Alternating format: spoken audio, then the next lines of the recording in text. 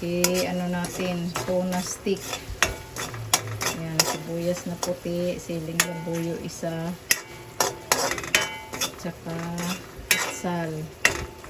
May oyster sauce na to. Tapos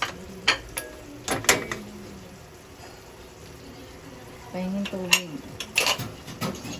Si ulam ni Bunso pang tanghalian. Oo. Lagyan ko na. Yan, lagyan ng tubig.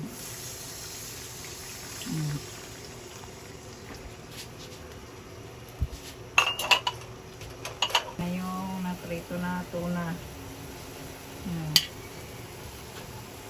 Ilagay mo na kasi ilalagay ko din itong natira pang sibuyas tsaka aksal at carrots. Ang topping sa ibabaw. Ayan na. Tingnan natin kung okay na ang lasa. May bitsin na ito, may asin, may pamunta, may asukal, isang kutsara. Saka oyster sauce. Toyo.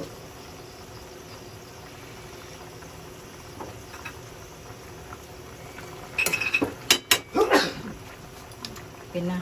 Lalagay ko na yung lalagay ko tong carrots. Tapos itong sibuyas na puti at atsal. Ayan.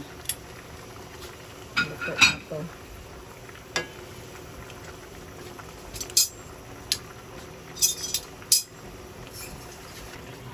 Ayan. Liktarin ko luto na.